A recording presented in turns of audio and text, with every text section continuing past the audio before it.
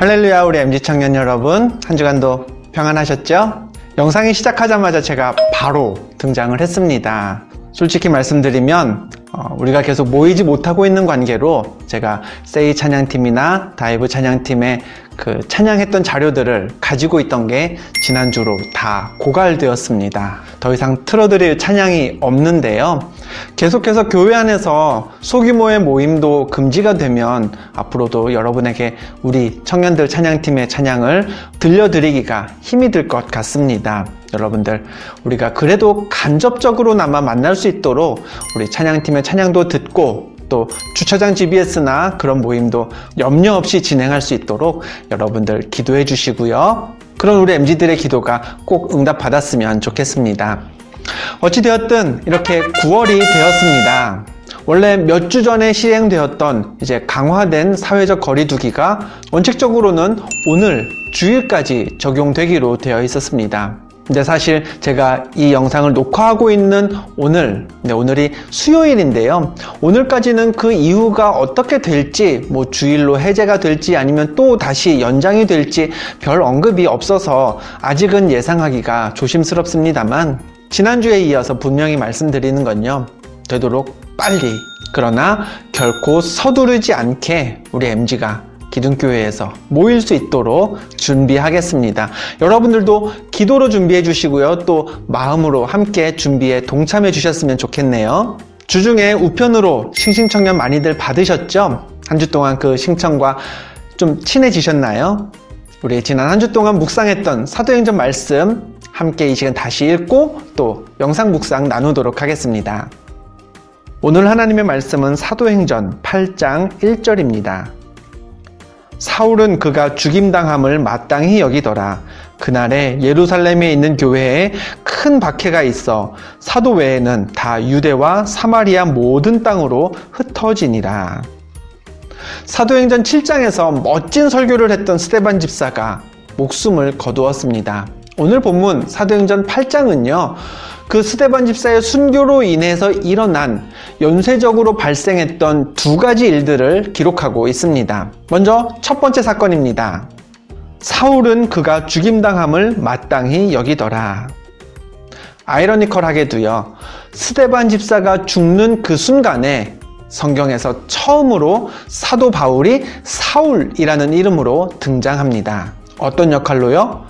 스데반 집사의 죽음을 돕고 또 스데반 집사가 죽었더니 만족해하는 그런 인물로 등장하죠.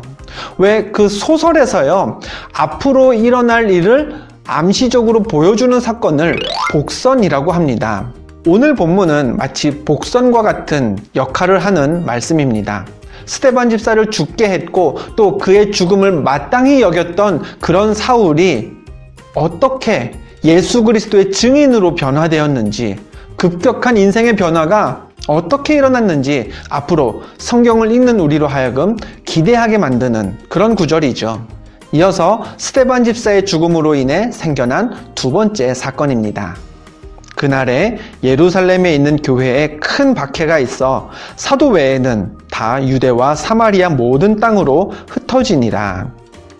당연한 일이었습니다. 예루살렘의 교회와 교인들을 향한 박해가 일자 교인들은 흩어져야만 했습니다. 그런데요, 오늘 본문 말씀의 표현을 유심히 한번 보겠습니다. 초대교회 성도들이 어디로 흩어졌나요? 지금 머물고 있는 예루살렘에서 유대와 사마리아 모든 땅으로 흩어졌습니다. 이 표현 어쩐지 낯익은 그런 문구 아닌가요? 사도행전 1장 8절을 보면요, 예수님이 하늘로 올라가시기 전에 이 땅에서 하셨던 마지막 말씀이 기록되어 있습니다. 오직 성령이 너희에게 임하시면 너희가 권능을 받고 예루살렘과 온 유대와 사마리아와 땅끝까지 이르러 내 증인이 되리라 하시니.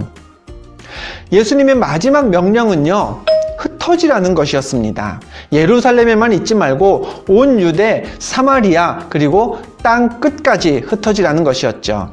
그러면 그 명령을 받은 우리는 이렇게 생각합니다. 그럼 그래야지. 빨리 내가 영적으로 잘 훈련되고 실력도 잘 갖춰서 당당하게 세상에 복음을 들고 나가는 그리스도의 증인이 되어야지. 그런데 하나님의 계획은 그렇지 않았습니다. 예수 그리스도의 증인들을 그렇게 당당한 모습으로 세상에 흩트지 않으셨던 거죠.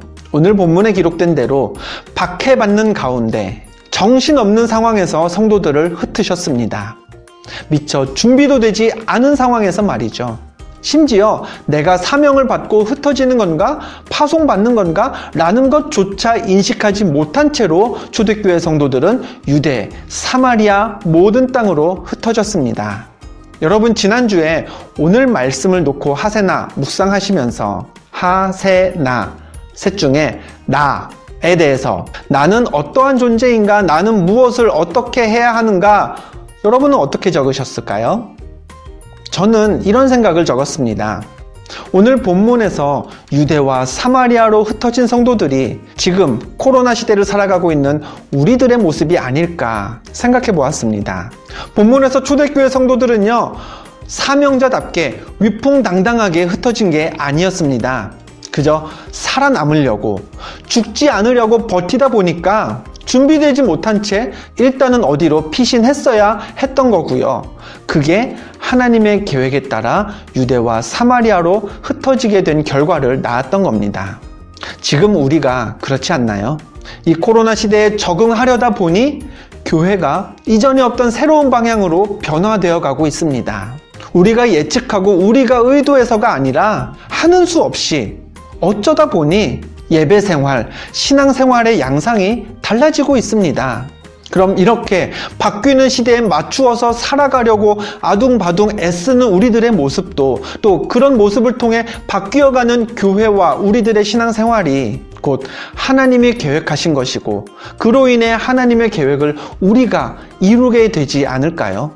이 땅이 어떻게 변화될지, 우리의 교회가 어떻게 나아가게 될지 그 누구도 확신하지 못하는 때입니다. 그러나 그런 와중에도요, 우리가 반드시 믿어야 할 것들이 있어서 세 가지로 정리해서 여러분과 나누어 보려고 합니다. 첫 번째, 코로나19는 하나님의 섭리 안에 있다라는 겁니다. 만약 지금 이 땅을 어지럽히는 코로나가 하나님의 섭리 바깥에 있다면요, 우리는 이 코로나를 위해서 하나님께 기도하는 것 자체가 의미가 없습니다. 하나님의 통제력 밖에 있기 때문이죠.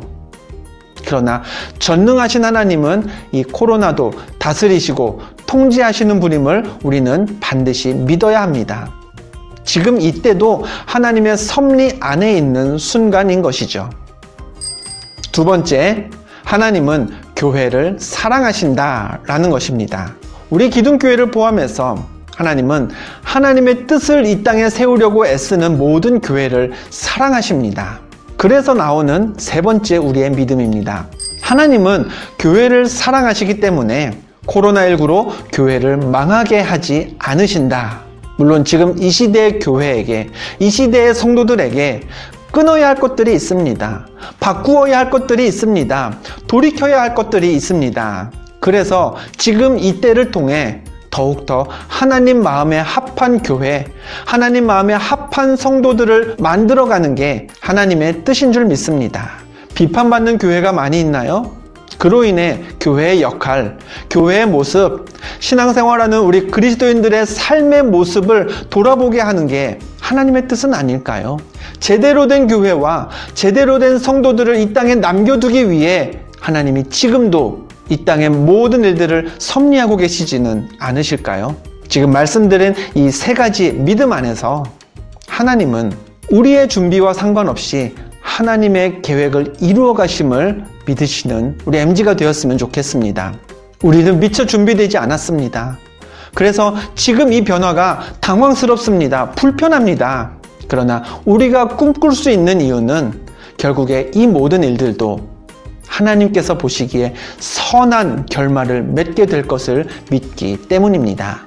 그리고 이 모든 어려움들을 이겨낸 후에 우리는 고백하게 될 줄로 믿습니다. 아, 하나님은 이렇게도 일하시는구나. 이와 같이 계획을 이루어 가시는 분이 우리 하나님이시구나. 그런 믿음이, 그런 고백이 저와 여러분 모두에게 생길 줄로 믿습니다.